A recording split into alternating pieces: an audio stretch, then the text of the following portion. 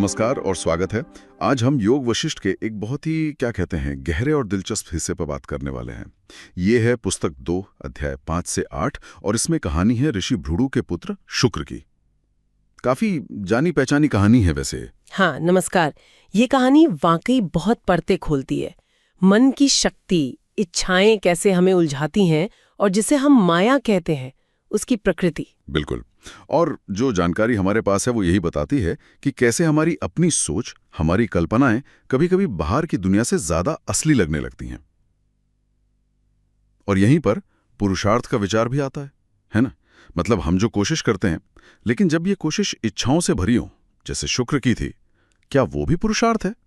चलिए इसी को आज समझते हैं। बिल्कुल सही। वशिष्ठ जी इसी कहानी का इस्तेमाल करते हैं राम को ये समझाने के लिए कि ये दुनिया जो हमें इतनी ठोस लगती है, असल में हमारे मन में कैसे प्रकट होती है। उनके अनुसार तो ये बाहरी दुनिया भी काफी हद तक एक मानसिक रचना ही है, ठीक वैसे ही जैसे शुक्र ने अपनी कल्पना में वो स्वर्ग बना लिया था। और शुक्र की ये पूरी यात्रा दिखाती है कि इच्छाएं, खासकर जब उन पर लगाम न हो, तो कैसे हमें जन्म मृत्यु के चक्कर में, मतलब संसार में फंसाए रहती हैं। पुरुषार्थ का यहाँ दोहरा पहलू दिखता है। एक वो जो इच्छा से प्रेरित होकर बंधन में डालता है, और दूसरा वो जो विवेक से मुक्ति की ओर ले जाता है। अच्छा, तो कहानी शुरू होती है मंदार पर्वत से। युवा शुक्र हैं, तपस्या कर रहे हैं, एकदम शांत, एकाग्र, या शायद उन्हें ऐसा लग रहा था। हाँ बिल्कुल, माहौल एकदम सही था तब के लिए। लेकिन तभी जैसा वर्णन आता है, वहां एक दिव्य अप्सरा प्रकट होती है, विश्वाची, हवा में तैरती हुई, और शुक्र बस एक पल के लिए उसकी सुंदरता पर मोहित हो जाते हैं। हाँ, और वो एक पल ही काफी था। वहीं से बात पलट जाती है। तपस्या में बाधा आ गई, एक आकर्षण जागा, और फिर वो आकर्षण इच्छा में बदल गया, और वो इच्छा इतनी हावी हो गई कि शुक्र उस सुंदरता के ध्यान में ऐसे खोए कि तपस्या का लक्ष्य ही भूल गए। और ये कोई हल्का फुल्का ख्याल नहीं था, ये समझना जरूरी है। कहानी बताती है कि शुक्र ने इस इच्छा में डूबकर बकायदा एक पूरा संसार रचा, मानसिक रूप से।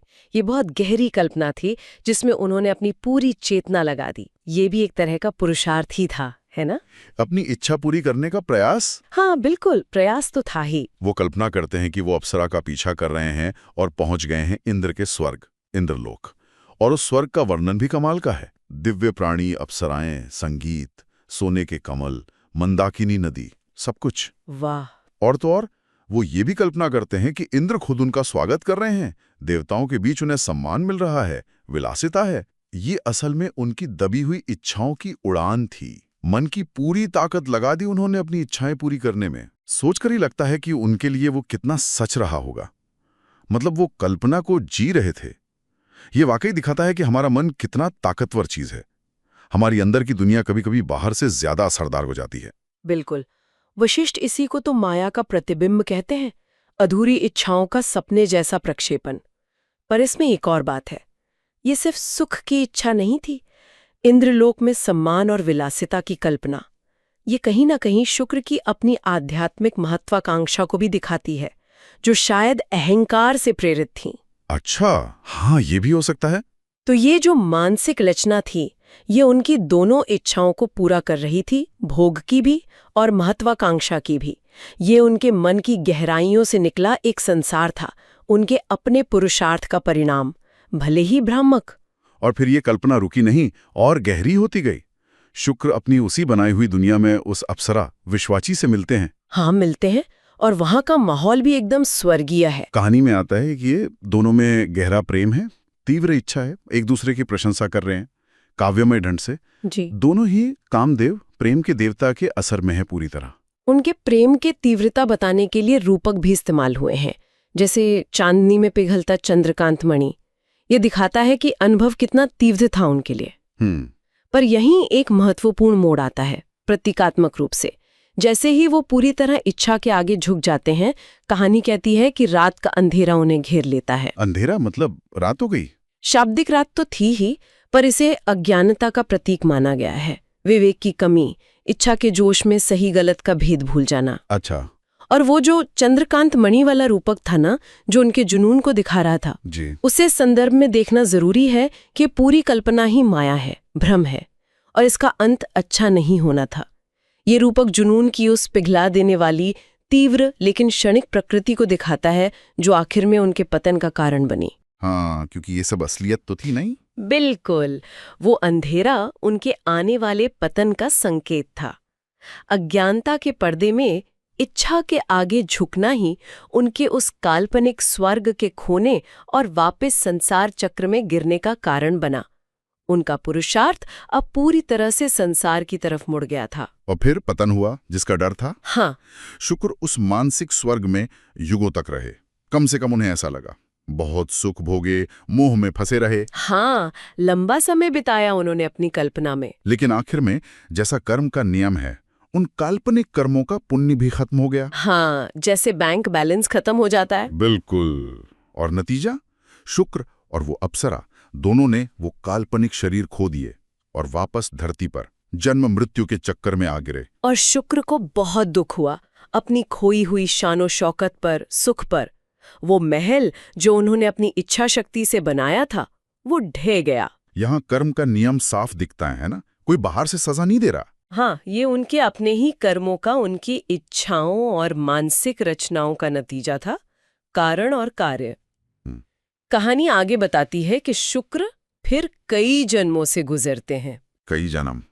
अच्छा। हाँ, पहले उनका सूक्ष्म शरीर सब्जियों में जाता है जिसे एक ब्राह्मण खाता है, और वो उस ब्राह्मण के घर ऋषि पुत्र के रूप में जन्म लेते हैं। फिर बड़े होकर तपस्या करते हैं, लेकिन इस बार एक हिरणी से जन्मे पुत्र के मोह में फंस जाते हैं। ओहो। और कहानी संकेत देती है कि ये पुत्र वही अप्सरा थी, पुनर्जन्म लेकर आई थी। अच्छा, ये तो बड़ा पेचीदा है। हाँ, कर्म का जाल है। फिर वो दक्षिण में मद्रास के राजा बनते हैं, योद्धा राजा, राज करते हैं, लेकिन फिर मोह भंग होता है, सिंहासन त्याग देते हैं और फिर से तपस्वी बन जाते हैं। और आखिर में कई जन्मों के बाद वो फिर से साधु बनते हैं, तपस्या में लगते हैं। तो इतने सारे जन्म, क्या ये एक तरह की आध्यात्मिक उन्नति थी? मतलब धीरे धीरे ऊपर उठ रहे थे? ये सवाल अच्छा है, लेकिन कहानी इसे सीधी रेखा में प्रगति नहीं दिखाती है। इसे चक्रीय पुनर्जन्म कहा गया है, एक पहिया जो उनकी पुरानी इच्छाओं और मोहों के कारण घूमता रहता है। अच्छा, मतलब गोल गोल घूमना एक तरह से। कुछ वैसा ही। हर नया जन्म उनके पिछले मोहों का ही आईना लगता है। कभी इंद्रियों का सुख, कभी महत्वाकांक्षा, कभी पुत्र मोह। ये सब अलग अलग तरह की आसक्तियां हैं जो आत्मा को बांधती हैं। मुख्य बात ये उभरती है कि बिना लगाम वाली इच्छा, जिसे काम कहा है, वो पुनर्जन्म के चक्र संसार को चलाती रहती है। शुक्र तब तक इस चक्र में फंसे रहते हैं जब तक वो आखिर में त्याग और वैराग्य का रास्ता नहीं अपनाते। यहाँ पुरुषार्थ की दिशा बदलना जरूरी है। इच्छा पूर्ति के लिए जो प्रयास था वो बंधनकारी था। जब प्रयास वैराग्य और आत्मज्ञान के लिए हुआ, तब मुक्ति का रास्ता खुला, चक्र तभी टूटा। ये बहुत दिलचस्प है। और कहानी शुक्र की तुलना शुकदेव से भी करती है, जिनका जिक्र पहले आया था। ये तुलना तो वशिष्ठ के संदेश को और भी साफ कर देती है। हाँ, बिल्कुल। दोनों युवा ऋषि थे, दोनों के सामने प्रलोभन आया, पर प्रतिक्रिया एकदम अलग। शुकदेव ने क्या किया था? उनके सामने भी अप्सराएं आई थीं, पर उन्होंने तुरंत पहचान लिया कि ये भ्रम है और उसे पूरी तरह नकार दिया। अपने विवेक का इस्तेमाल किया और मुक्ति का रास्ता चुना। उनका पुरुषार्थ भ्रम को काटने का था। सही कहा। जबकि शुक्र, हमने देखा, वो अपनी इच्छा और उससे बने भ्रम के आगे पूरी तरह झुक गए। पाठ कहता है कि वो इच्छा से अभिभूत थे और अपनी जीवित कल्पना में खो गए।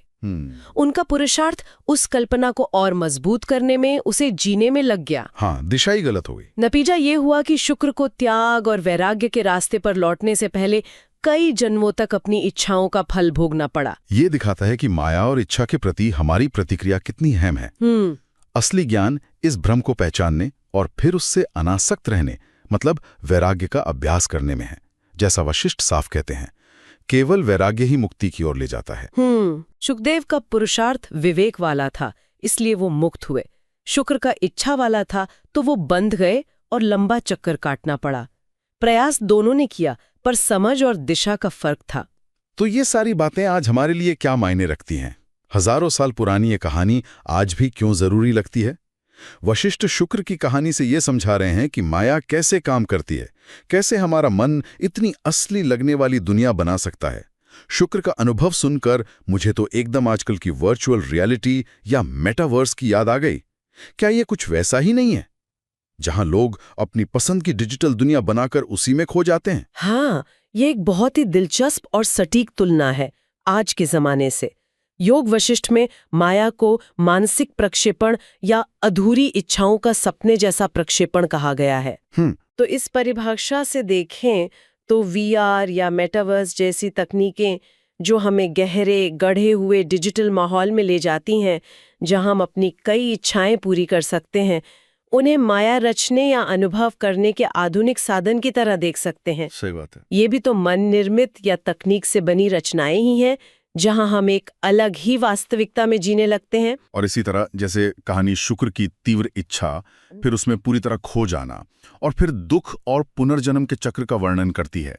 उसमें हमें आजकल के एडिक्शन या व्यसन के कई पहलू दिखते हैं। एडिक्शन कैसे? जैसे किसी चीज की बहुत तीव्र इच्छा होना, उस इच्छा के कारण जीवन के जरूरी काम रुक जाना, जैसे शुक्र की तपस्या रुक गई, और फिर इच्छा की क्षणिक पूर्ति के बाद खालीपन या दुख का एक ऐसा चक्र जो खुद ही चलता रहता है।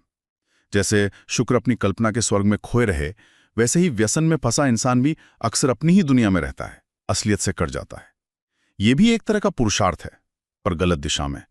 सारी ऊर्जा उसी व्यसन को बनाए रखने में लग जाती है। हाँ, ये बात तो है। और एक बात और, कहानी में अप्सरा को दोषी नहीं ठहराया गया है। इसे एक आपसी आकर्षण और साझा इच्छा के रूप में दिखाया है, जिसके नतीजे भी दोनों ने भुगते। बिल्कुल सही।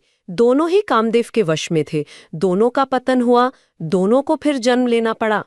जोर बाहरी चीज पर उतना नहीं है जितना हमारी अपनी इच्छा की ताकत और उससे पैदा होने वाले मोह पर है। समस्या बाहर नहीं, अंदर है। ये महत्वपूर्ण बात है। अंत में शुक्र की कहानी एक बहुत शक्तिशाली रूपक कथा है। ये दिखाती है कि कैसे हमारी इच्छाएं हमारे मन में ऐसे भ्रम बना सकती हैं जो हमें अनुभवों के एक अंतहीन चक्र में बांध सकते हैं, चाहे वो अनुभव सिर्फ कल्पना में हो या असली जन्मों के चक्र में। शुक्र का आखिर में फिर से साधु बनना, तपस्या का रास्ता चुनना, यही मुक्ति का रास्ता सुझाता है, त्याग और वैराग्य का मार्ग।